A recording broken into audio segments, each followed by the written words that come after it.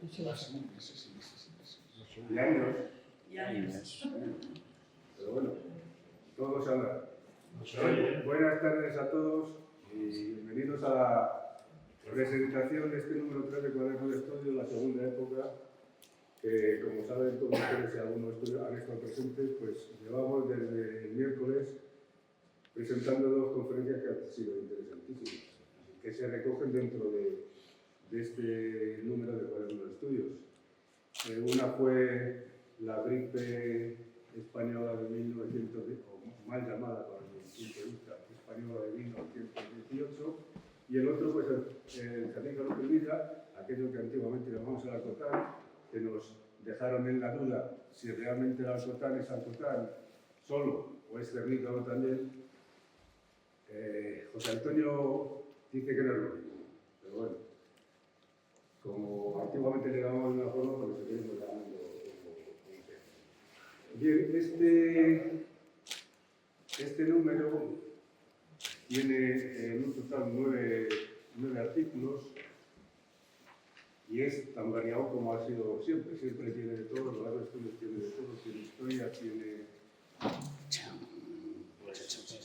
todo, tiene grafitis, tiene fotografías de autor, tiene experiencias de cultivos, tiene, por ejemplo, hermandades de la zona, porque sabéis que lo que tratamos es que no sea una publicación de Colmenar exclusiva, sino que entre su comarca y sus linderos. O sea, lo hemos hecho tan ancho como queramos. Hay que dar por un lado hasta Salud y por el otro lado hasta Bogotá, porque resulta que todos los linderos son los que nosotros seguimos. Lo que nos interesa es que se publique cualquier cosa que tenga una relación con Colmenar y que nos pueda servir, pues, para sacar otros temas y otros asuntos. Bueno, sin más, vamos a empezar con la presentación. Ahí está el cartel, imagino que sí saldrá, sí, el cartel. Y vamos a pasar a la portada que está representada, pues, cómo estaba, pues, hace unos meses, hasta que se quitaron los andamios por la cuestión de los servicios a los civiles, precisamente, que eso se lo explicarán en el artículo correspondiente. Bueno, más adelante se puede ver todo lo que son los créditos de la revista, además de que esto sí que es interesante, de las bases para poder escribir, no solo en Cuaderno de Estudios, que el vencimiento siempre es al 15 de diciembre, sino que para los que estén interesados en escribir en el próximo estudio de Historia y Patrimonio, que sepan que el 31 de julio es la fecha tope. Siempre, si sabemos que alguien dice, oye, que tienes el artículo que quiero meter, si se lo guarda al sitio, a lo mejor podemos dejarlo hasta el 15 de agosto, cosas así. Pero queremos ser lo más estrictos posible en la cuestión de fechas, porque luego la maquetación y la cuestión de imprenta da mucho problema. Y vamos a pasar. Bueno, lo vamos a relacionar ahora para que vamos a leer otra vez. Yo lo que sí quiero ponerme ya es en la portada que es un artículo corto que hacemos siempre para un tema primordial en una época determinada que quede como noticia base dentro de la cabecera de cada revista. En esta nos hemos fijado, y no podemos por menos, en cómo estaban construidos los andamios, que parecen que están colgados desde el ábside de la basílica, y es una fotografía de Diego que se ha ido para allá, porque sabía que le iba a mencionar. Y esa fotografía de Diego he visto desde la cuesta de la mina aproximadamente, y le ha quedado una foto extraordinaria, se ven los andamios que desaparecieron pues en el mes de febrero, porque con la normativa actual debían desaparecer para que puedan anidar los cernícalos Villa, y se continúa luego con la restauración del trabajo en el mes de agosto, que será después de la fiesta cuando vuelvan a montarse. Se habla un poco sobre por qué la portada aparece tantas veces, porque me han dicho que parece que la basílica siempre está de portada. Mira, llevamos 36 números del Pico San Pedro y 3 del Círculo Cultural, y ha aparecido en 6 ocasiones. En 6 ocasiones, que es muy poquito. Y se habla un poquito de por qué apareció en cada momento. Lo que sí tenemos con lo que es este artículo es explicar la problemática que tiene ahora mismo la Iglesia. Aparte que tenemos para publicar ya en el próximo número de Estudios de Historia un artículo del párroco que lo va a explicar más amplio, pero le hemos querido hacer una introducción, una entrada, para que se vea la problemática, y le hemos puesto el ábside como estaba en esa época. Esta época fue noviembre, diciembre de este año pasado. Más luego un reportaje fotográfico completo de cómo estaban todos los amenazas. Además de poner, pues no sé, hemos querido decir que por qué no se preserva un poco más la portada.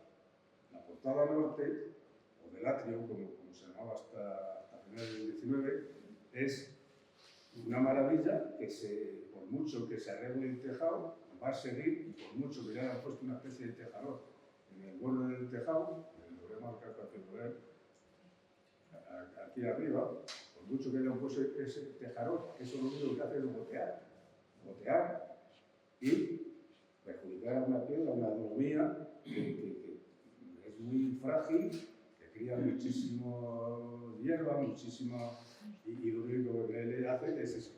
Yo no sé exactamente cuándo quitaron el tejador que tenía con toda seguridad, porque está marcado aquí arriba los embalses, ahí se ven una serie de lastres, creo que hay 13, que en el que soportaba lo que era el tejado, pero un tejado exactamente igual que el de la capilla de la Sagrada Familia. Más grande, es más amplio, pero era exactamente igual. Y eso lo he hecho 40 veces, ahora lo queremos poner aquí también a la vista de todos, porque sería una solución, por lo menos, para preservar la portada norte. Y poco más, poco menos, es lo que hemos cogido como la cuestión del artículo de portada. El segundo artículo, que ha sido por casualidad, porque va el primero, no es porque sea mío,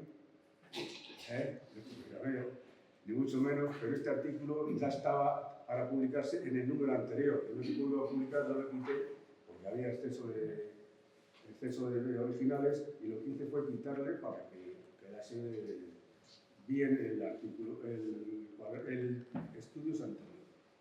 Entonces es sobre el interrogatorio del cardenal Lorenzana, que se hace en Colmenar en el año 1786, se recibe en 1785, pero se hace pues por el cardenal Lorenzana, para ver cómo estaba toda la cuestión de su archidiócesis. Lorenzana fue cardenal más tarde, pero fue arzobispo primero en México, sustituyendo a un colmenareño que fue también de arzobispo de México, que ya hemos publicado algunas cosas sobre él en Personajes Ilustres. Y lo que quería era ver cómo estaba toda su diócesis para tomar medidas, decisiones y ver lo que hacía. Es extenso, porque son 14 preguntas, pero algunas son exageradas, esas son larguísimas. Y sin embargo, otras 3 preguntas le contestan con un testamento de arquitecto. No quiero tampoco desvelar lo que se dice, pero os voy a pasar un poco el tema. Esta es la casa donde nació el cardenal Lorenzana, en León. Y aquí, en esta siguiente diapositiva, pues podemos ver a Tomás López Barajas y Machuca, que fue un cartógrafo y geógrafo que utilizó el cardenal Lorenzana para que hiciese el plano de la archidiócesis de Toledo, y que además lo que quería era que cada parroquia o cada institución que hacía contestación a ese interrogatorio que había mandado, pues que mandase un dibujo de cómo era su territorio, de lo que estaba, si en uno había cultivos de una clase, si en otro había otro tal, si había bosques, si no había... Es larguísimo y por eso no voy a leer ni voy a explicar más que lo que vayamos viendo de las diapositivas. Es muy largo y entonces prefiero que lo leáis y cada uno pues os digáis lo que os parezca. Este es el interrogatorio, la primera página del interrogatorio que si veis arriba está puesto 1785. La realidad es que contesta el teniente cura. El teniente cura es el que contesta, bueno, ahora luego lo explico al final porque el cura nuevo, el cura párroco había llegado el año antes, cuando estaba ya esto recibido y tal, y al hombre le debió caer muy grande lo que tenía que contestar y le dijo al teniente cura, oye, contesta tú y a ver lo que sacas. Bueno, en realidad lo que sí estamos viendo es que piden cómo era Colmenar. Esta fotografía no pone Colmenar cómo era en ese época Colmenar, ni mucho menos. Pero las hemos colocado porque pues dan una idea de que Colmenar ha traído muchas transformaciones. El ayuntamiento de Colmenar en esta época, del 46 al 42, ya empieza a haber mucha diferencia en esta cosa. Este escudo que veis aquí es del cardenal Rubio Salinas, que fue arzobispo de México, y era un colmenareño, y le tenemos muy olvidado a este hombre, y fue importantísimo. Fue el que suplió luego el cardenal Lorenzana cuando aún era arzobispo. En estas relaciones preguntan pues, que si había aguas, dónde podían, cómo bebían, bueno, pues entonces le hacen una explicación que hay pozos, que tal, que tenemos un río y un arroyo amplio de agua, como es Tejada, y donde se va a lavar la ropa. Esta fotografía les ha parecido muy representativa de unas señoras del primer tercio del siglo XX lavando la ropa en el puente de la Chocas.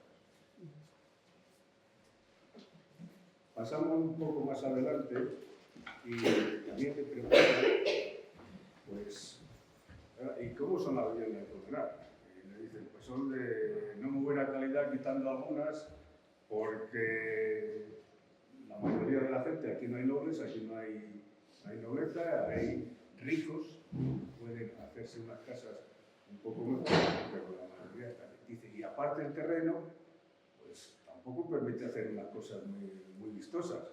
Y he cogido la Cuesta y Traga Manzanas, desde la calle Real, que efectivamente hoy sí, con los medios actuales se puede hacer lo que se quiera, pero bueno, en aquellos tiempos era menos. Y ahora le dicen, oye, ¿y qué personajes importantes tenéis?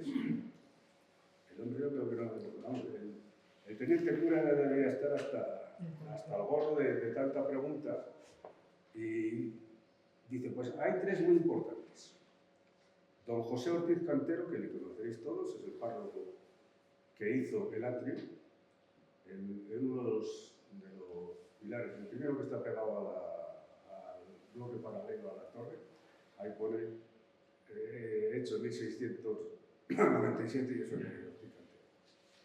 Pero Ortiz Cantero, pues era, aparte de eso, fue párroco y escribió el directorio parroquial y catequístico, y este hombre falleció en 1712 y le tenemos enterrado.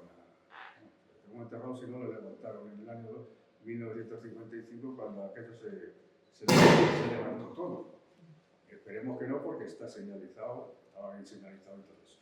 Entonces, Ortiz Cantero está enterrado en lo que se llama Capilla del Centro, que es la que está entre la Purísima y la sacristía. Esa capilla hay en el pilar, en la columna de la izquierda. Frente a la columna del púlpito, ahí había un cuadro de San José y a sus pies con un altar, ahí está enterrado. Ahora mismo párroco de don Francisco Mostazo, que esto nos causa interés porque son gente importante y son gente de este siglo que sabemos que hicieron muchas cosas por Colmenar. El cura párroco don Francisco de Mostazo fue un gran escritor, escribió la obra canónica de Causis Pies, en cuya portada indica, ya de entrada, el Causis Pies es esta, indica que él fue párroco de la ilustre villa de Colmenar Viejo. Y otro párroco, aquí le menciona como cura propio, pero en realidad es lo mismo, cura propio del párroco es lo mismo. Don Manuel Ladada y Salcedo, que fue párroco de Colmenar entre 1682 y 1696. Y escribió también este libro, que para bien a la Iglesia Católica, de los gloriosos triunfos del invicto monarca don Felipe V. La verdad es que es mucho más extenso. No quiero... tiene que hablar.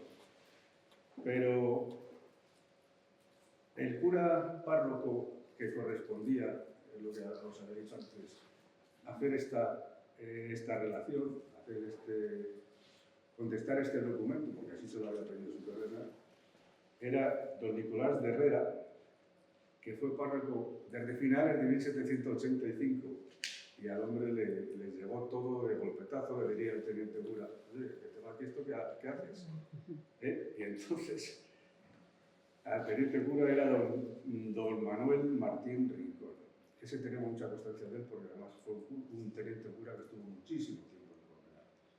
Y yo creo que le dio tanto trabajo el realizar esta encuesta, que eran 14 preguntas, pero eran tan largas, el hombre ponía ya hasta los corderos que parían las ovejas y a cuánto lo vendían y cuánto sacaban, los 600.000 arrobas de vino que se acaban al año, o sea, una cantidad de datos que espero. Y como creo que os he dado mucho la lata, por mi parte, termino.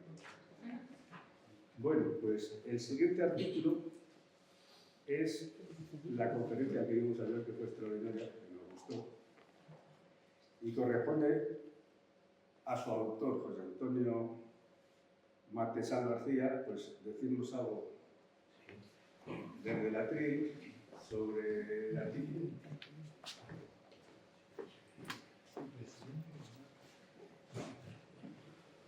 Buenas tardes a todos y a todas. El artículo que he escrito es sobre el cernícalo primilla. No hay ninguna duda de que el alcotán es otra berrapa diferente, aunque se parece, ¿vale?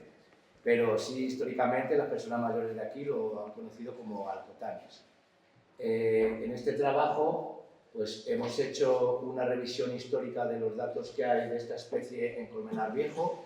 Los primeros datos que están publicados por lo que fue el creador de la Sociedad Española de Ornitología y uno de las eminencias en el estudio de aves, que fue don Francisco Bernis, pues tenía datos registrados de 14 aves sobrevolando la iglesia en el año 1935. Tiene también datos publicados del año 1950 y pico, y luego pues datos de 1973 en el que decía que no vio ningún primilla en Colmenar. El cernícalo primilla pues es una rapaz muy pequeñita que lo tenemos en la basílica y pues en este artículo se registra un poco diferentes aspectos de su biología, alimentación, reproducción, los viajes migratorios que hace y también a modo de dar el valor que tiene esta especie y el título que le he puesto al artículo es porque es una especie que está en peligro de extinción en la Comunidad de Madrid. Hay muy poquitas colonias y una de ellas, de las más importantes, está precisamente en el tejado de la basílica. Es una especie que criaba históricamente debajo de la teja árabe, la teja típica de los pueblos hace años y demás, pero eso se ha ido perdiendo, todo agujero que hay se tapa, con lo cual es uno de los factores que está haciendo que esta especie cada vez vaya a peor su población. Y luego, aparte, pues cambios globales que hay de intensificación agrícola, monocultivos.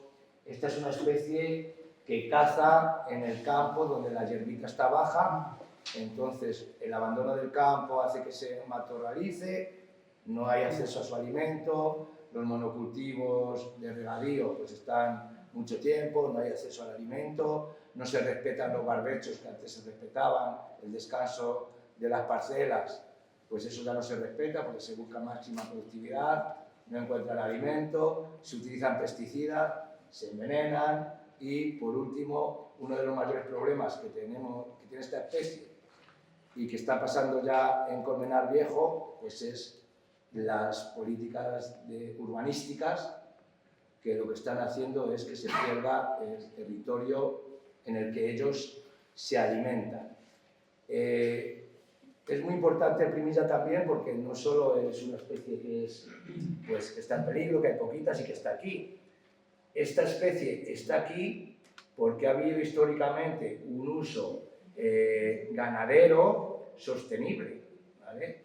Son ganado ovino y bovino en semiextensivo, que lo que hacen es dejar el campo en unas cualidades muy idóneas para que el primilla cace. Entonces, bueno, en definitiva, el apoyar al primilla también es apoyar a la ganadería local. Y bueno, nada más, está ahí muy interesante, muchos datos, muchos censos. Bueno, quiero comentar que viene ahí muy bien. Hay censos muy continuados desde el año 1980 hasta el 2025. Aunque esta especie tiene una población reproductora muy fluctuante en todas sus colonias de cría, hay varios picos en una gráfica que hay, que se va viendo cómo, uniendo los picos, la tendencia total es a la baja y a la extinción si no hacemos nada. Y bueno, nada más. Muchas gracias.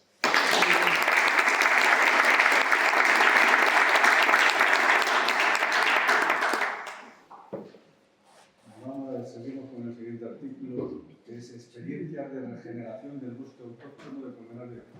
El autor es Agustín Criado Pinto.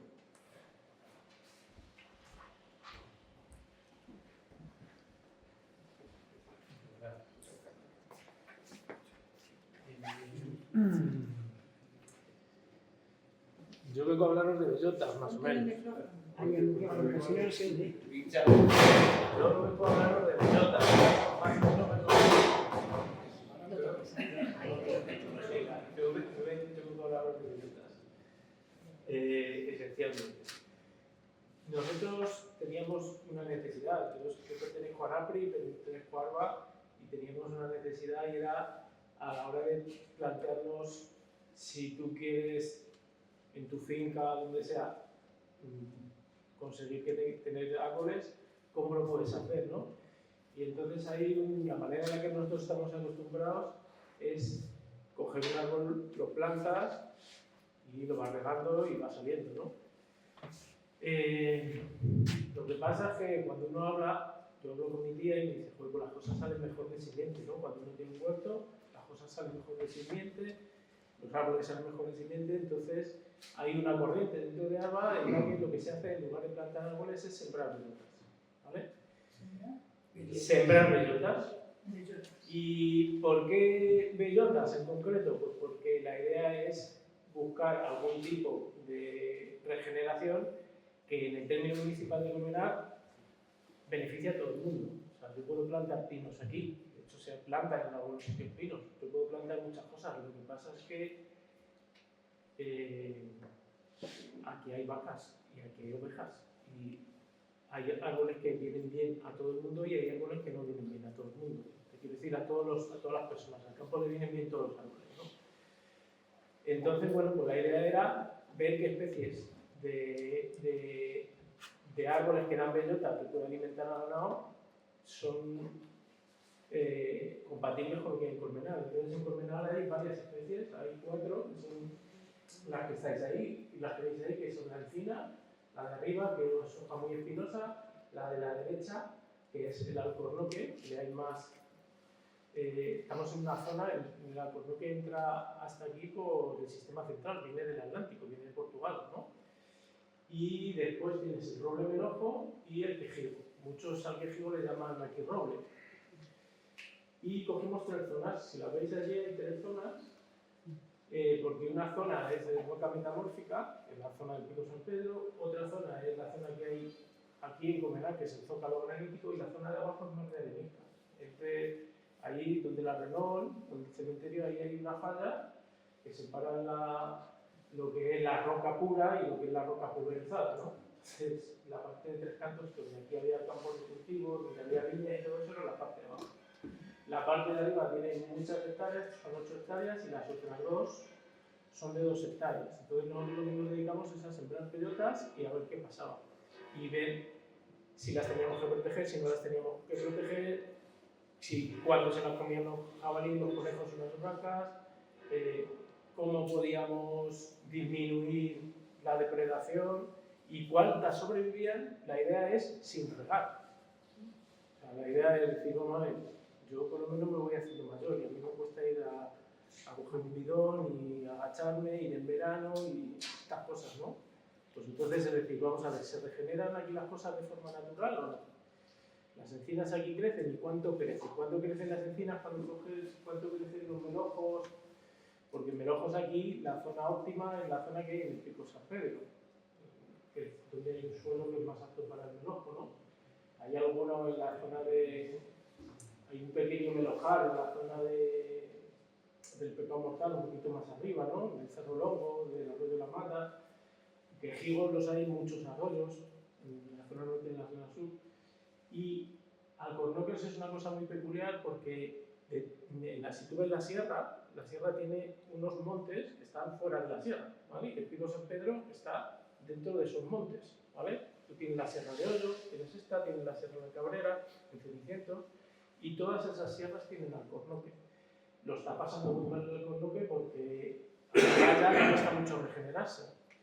Y nosotros lo pusimos aquí porque no hay muchos, pero sin embargo sí que han salido. Y han salido con más facilidad que el quejigo, con más facilidad que...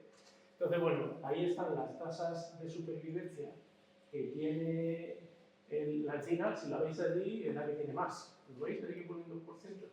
Después ya tienes el alcornoque, que está bastante por encima en la zona del Pico San Pedro, ¿vale?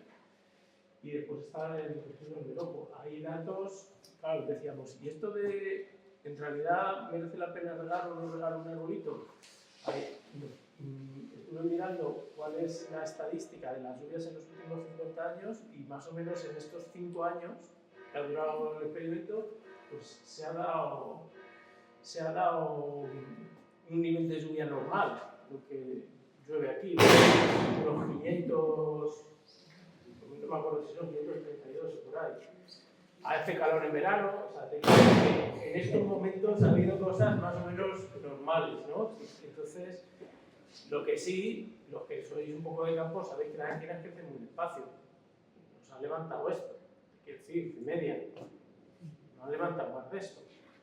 No, hay encinas que crecen así, y hay algún melojo que está así.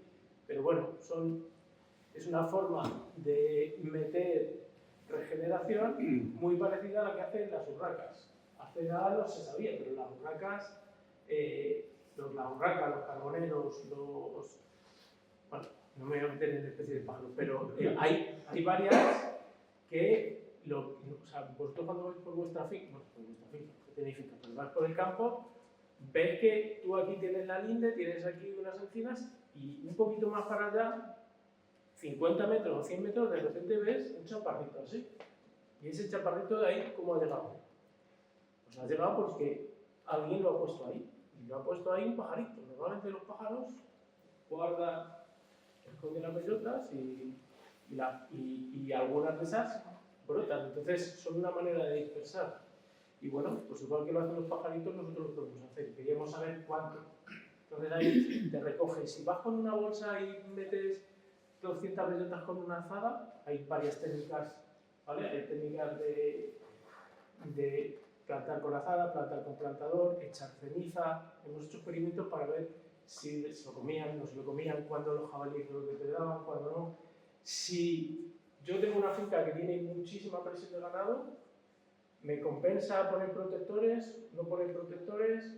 Si yo lo que tengo a lo mejor es un poquito menos de presión de ganado, que haya un poquito de hierba hasta aquí, ahí se regenera algo, porque en la zona del Pico San Pedro, ahí en donde hemos experimentado, hay poquito ganado. Muy poquito, pasa de vez en cuando, pero en la zona del Edar, por ejemplo, ahí la palga no afecta. La zona de Tejada hemos tenido, pues yo qué sé, levanta un poquito la hierba, ¿no? Todo el área. Entonces, dependiendo de la zona, se ve que hay una supervivencia y otra, y en algunos casos te compensa meter un protector, en otros casos no, ¿vale? Entonces, bueno, pues es lo peculiar de esto es que nadie se le ha ocurrido ver si en lugar de plantar con árboles, plantásemos como hacían los pastores antiguamente. Coges, pues los pastores iban, pues pastorcito, hacían un agujerito y iban plantando su vivienda, porque al pastor le interesa que haya, no que haya un bosque cerrado, pero sí que haya una dehesa, ¿no? Que tienes 40 encinas por hectárea, lo que sea, ¿no? Entonces, bueno, pues eso, me he enrollado mucho.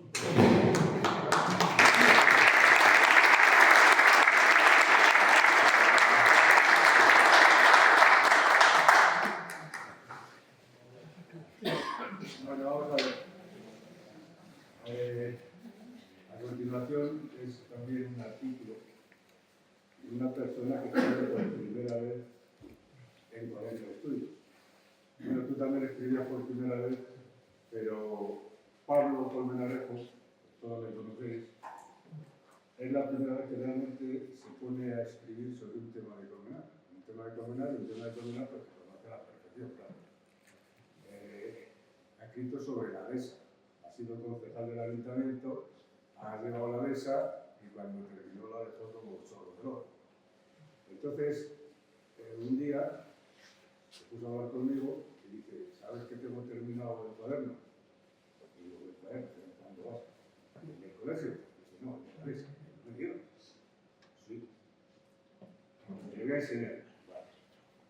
Me enseña y era una preciosidad. Me tengo ahora mismo en mi poder porque es para otro artículo que lleva más cosas aparte de la dehesa. Todo a base de dibujos hechos por él. En sus buenos ratos, pues cogía el pilón número 3, a ver cómo está, a ver cómo está, a ver, y le iba dibujando, y de ahí hemos sacado un artículo que ha hecho Pablo sobre él.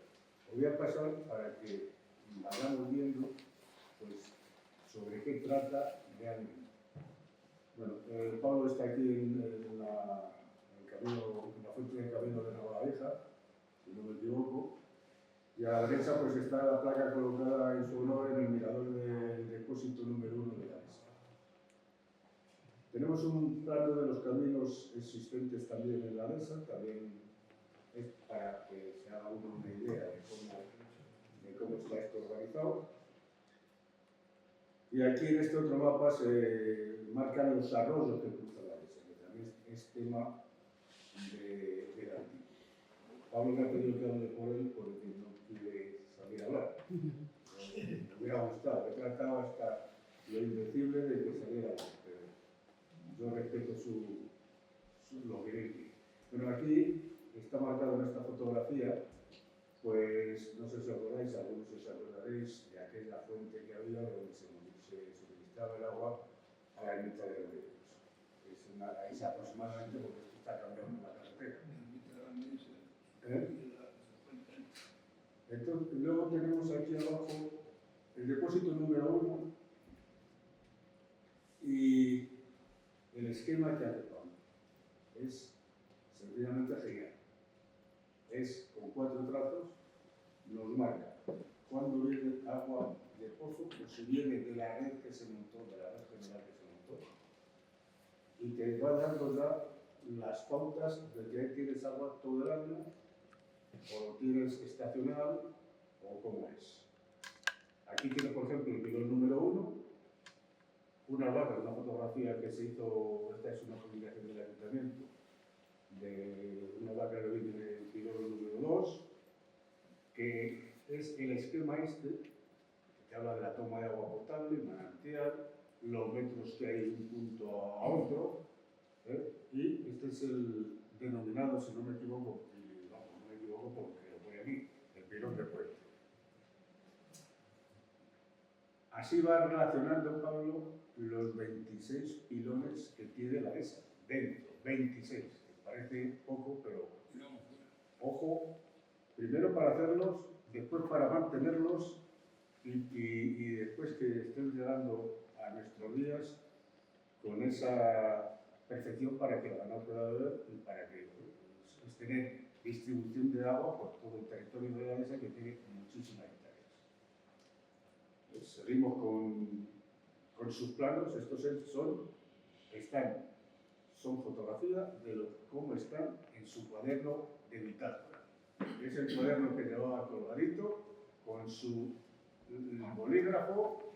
Si llevaba su bolígrafo azul, su negro, su verde, cada uno iba poniendo como a él le parecía que debían ir enmarcados colores. Aquí tenemos hasta el pilón, el 17, el 13, el 19.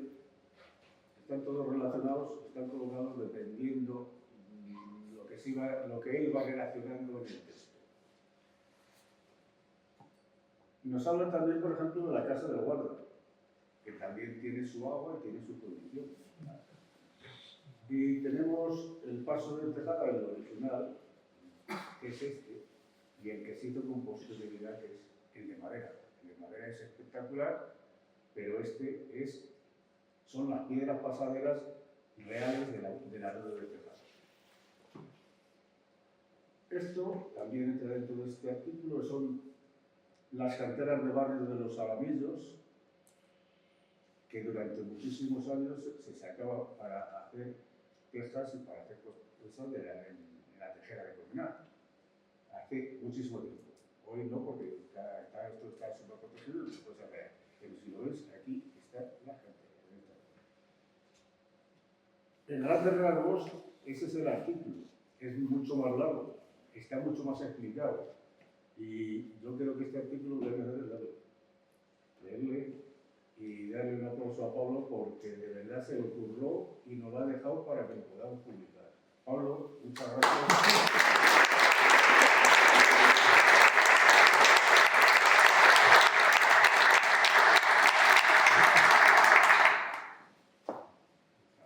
Bueno, otro artículo. Este es interesante porque además Jesús Carlos González Sáenz es un historiador que está acostumbrado a darnos datos y datos. Y hace bien, porque todos estos datos sirven para muchísimas cosas. Es el historiador más importante de Venezuela, y en esta ocasión nos va a mandar un artículo de la Hermandad de Nuestra Señora de Navalafarza, que nos explique dónde está Navalafarza. Son territorios colindantes a Colmenar, por la carretera de Francia, y cuando quieras nos hablas.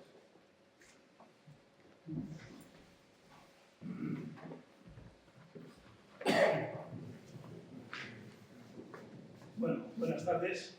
Y yo soy, como decía antes Andrés, Mariano, pues soy de los que habla de los de fuera de Colmenar, de los de alrededor. Yo soy de Pedrezuela, soy cronista oficial de Pedrezuela.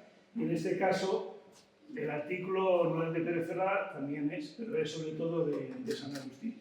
Y el artículo lo que intenta es, vamos a hacer una historia de cómo evolucionó la hermandad de Nuestra Señora de Navalafarza, que es una hermandad, que es la principal hermandad religiosa que hay en San Agustín. Y esto, aunque parece una cosa muy localista, pues tiene una cierta importancia, se puede extrapolar a los pueblos de los alrededores y a cualquier pueblo, porque demuestra cómo intenta poder enseñar cómo han nacido las hermandades, cómo han evolucionado, cómo han llegado hasta nuestros días. Somos muy dados a creer que las hermandades de nuestro pueblo, los patrones de nuestro pueblo, pues han sido durante siglos, desde el siglo XV, del siglo XII, aquí no hemos dejado de tener siempre hermandades y nuestros patrones. Y esto no es real, aunque nos parezca mentira. En realidad, estas hermandades son más bien de la segunda mitad del siglo XIX, de 1800, y con sus altibajos, aún con periodos de haberse perdido en este momento, han llegado hasta nuestra época, y realmente el momento de más auge que han tenido ha sido ya incluso después de la Guerra Civil Española. Dirán algunos, bueno, pues mis padres eran antes de la Guerra Civil y si se acuerdan de ella, se acuerdan. pero de la forma que hoy entendemos el patronazgo de los pueblos y de la forma que hoy aún los celebramos y los vivimos, es una cosa relativamente reciente.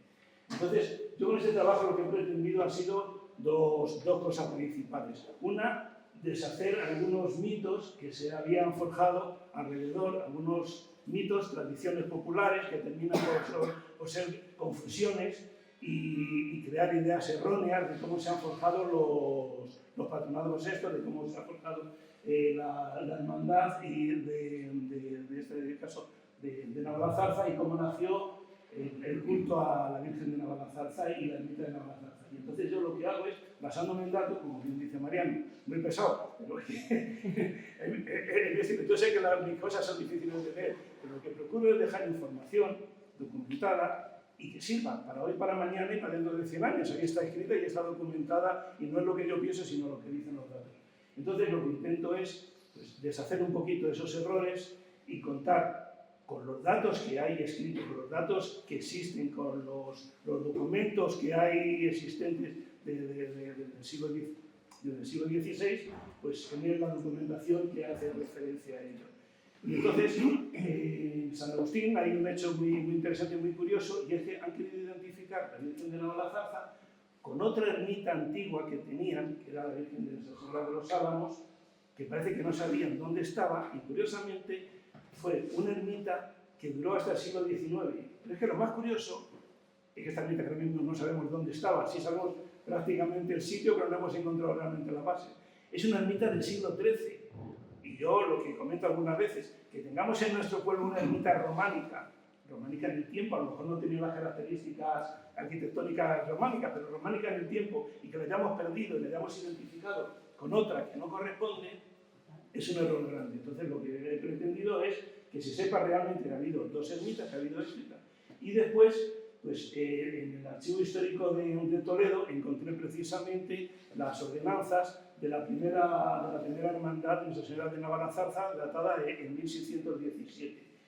Las fotocopié, le dije que me las mandara, las fotocopié, las he traducido, y entonces lo que he querido hacer, como un dato más, es en este artículo exponerlo entero, para que en San Agustín lo sepan. Curiosamente, la hermandad de Navarazarza al final ha tenido por lo menos 4 o 5 ordenanzas diferentes, sin tener conciencia de que las había con anterioridad. Y yo también, así lo intentaba no tocarlo.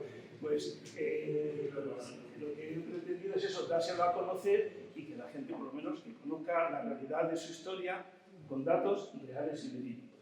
Y bueno, seguramente sea una pesadez, pero hacer por leer lo que es interesante.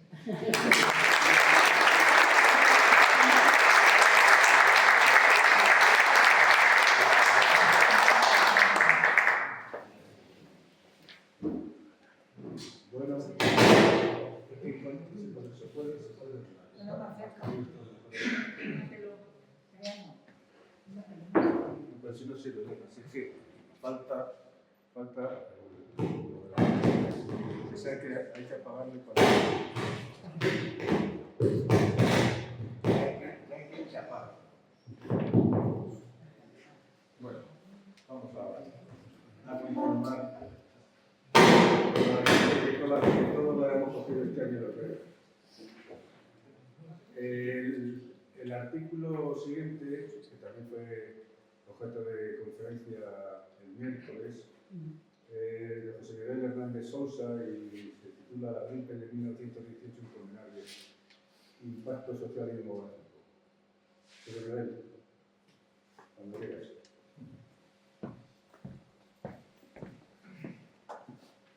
Buenas tardes, muchas gracias por venir. Sí, muchas gracias, Emiliano. Perdón por antelación, porque seguro que la has visto. Mi artículo que está aquí en este ejemplar de cuaderno de estudio es la primera parte de un artículo que se publicó el año pasado. La investigación de verdad me motivó la búsqueda de la gripe, del impacto de la gripe en Colmenar. Pero al ir a recoger los datos al archivo parroquial, me di cuenta de que debía separar el impacto de la gripe del resto de las enfermedades. El año pasado publiqué el resto de las enfermedades, que cómo habían actuado durante los 8 años de estudio, entre 1915 y 1922, y este año desglosé un poquito la gripe. La primera parte del artículo explico un poco dónde surge la gripe, por qué o cómo puede llegar a Europa, por qué se la llamó la gripe española, desgraciadamente, que no tuvo nada que ver con España ni nada de nada, sino que simplemente porque alguien publicó por primera vez que la enfermedad estaba aquí en España, se pasó a denominar de esta manera y es como se conoce mundialmente, 100 años después todavía. Y en la segunda parte del artículo pues ya me centro sobre todo en el impacto que tuvo en Colmenar. Los datos van desgranando cuántos afectados hubo, qué grupos de población, cuándo fue el verdadero impacto, y no quiero entrar en más explicaciones, y ahí tienen los datos para que ustedes consideren si finalmente la gripe en Colmenar tuvo un gran impacto o no. Muchas gracias.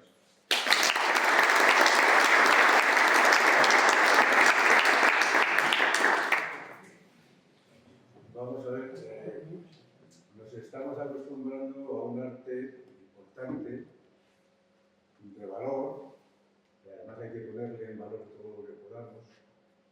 Y como me decía Marisa, ella sigue buscando y tiene localizada una cosa casi secreta para poner los grafitis en su real valor y a los grafiteros dentro de lo que va. Entonces Marisa nos ha mandado un segundo artículo que a mí me ha encantado.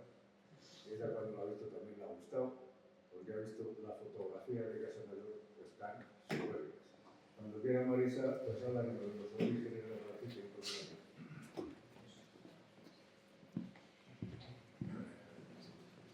Buenas tardes a todos. Muchísimas gracias al Círculo Cultural en primer lugar y al Ayuntamiento de Colmenar también por esta oportunidad que nos dan.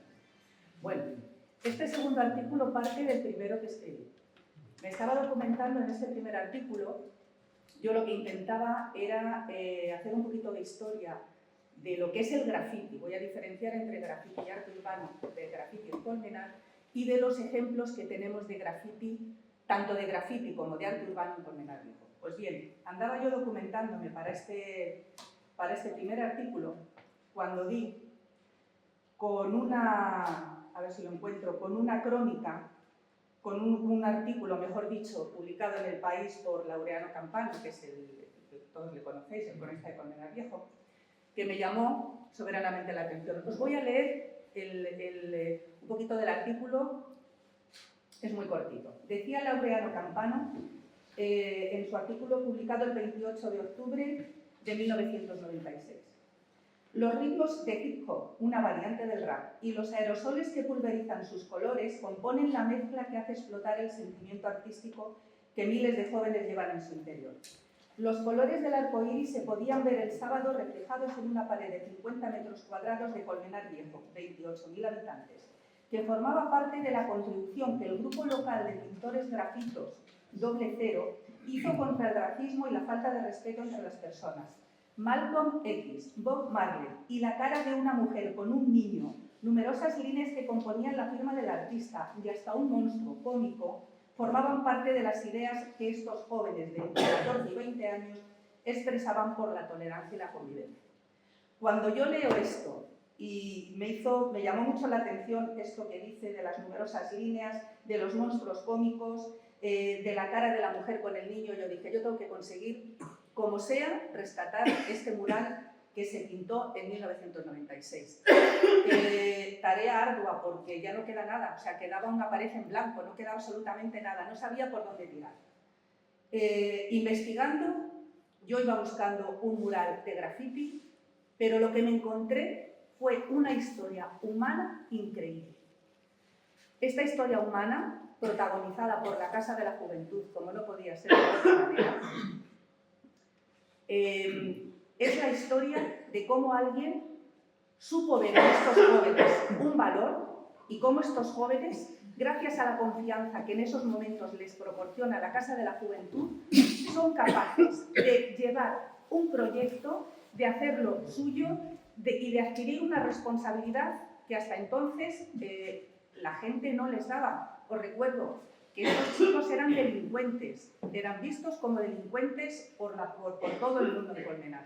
Bueno, pues al final pude rescatar el mural. Os dejo las fotografías de este maravilloso mural del 96 y de algunos de los que vino después.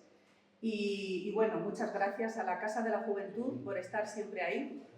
Y nada, rescatar, como bien ha dicho Mariano, los grafitis y el arte urbano que también forman parte de nuestra historia. Y nada más, muchísimas gracias.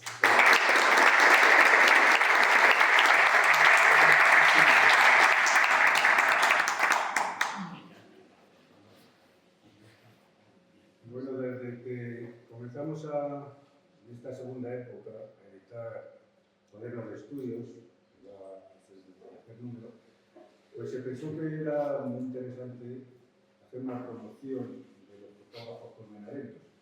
Unos son más fáciles de convencer y otros más difíciles. No hay forma alguna de difícil de que nos manden fotografías, pero ya casi que todo conseguir. Van a entrar todos por el aro, porque yo creo que es una cuestión primordial que los fotógrafos muestren su calidad dentro de una revista que tiene una difusión y que se puede ver la fotografía en todos lados. Estamos acostumbrados a los medios modernos, bienvenidos sean, pero el papel también sirve para esto.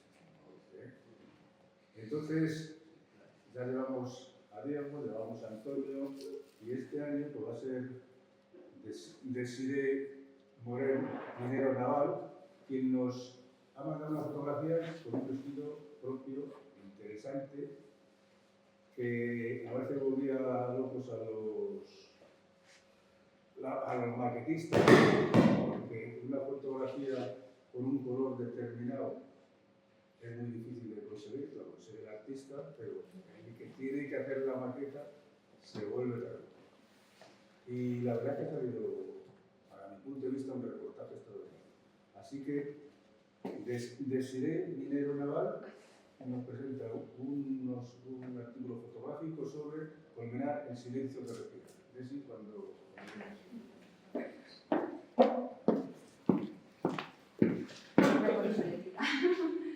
Buenas tardes.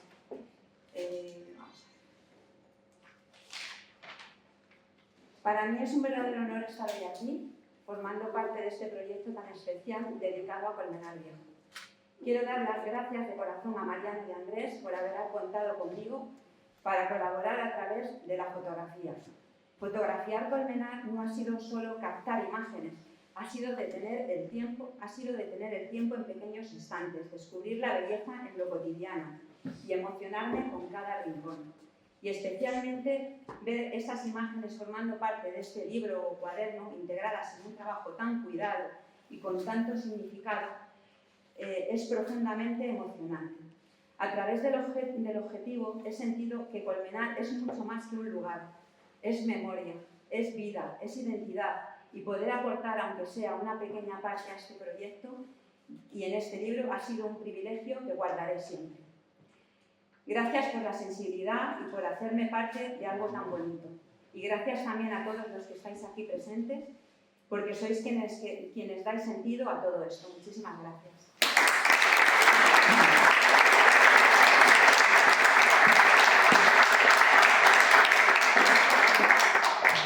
bueno, pues hasta aquí es el cuaderno hecho. Quiero recordar pues, lo que había dicho gracias primero a todos por la colaboración que tenéis en el círculo a la hora de poder publicar el artículo, que cada día tiene más calidad y eso es importante. Cada día va subiendo la calidad de los artículos que se publican y animaros a que no solo en cuadernos de estudios, sino en estudios de historia y patrimonio, también os animéis, mandéis artículos, sabiendo que el 30 de julio y el 15 de diciembre son fechas topes para recibir los originales. Nos queda espacio para el próximo, es el número 4 de la historia, y cuando queráis pues nos lo mandáis y estaremos encantados. Nada más, muchísimas gracias y ahora tendremos que recoger un libro a la salida que espero que leyendo todos los artículos os guste mucho. Bueno.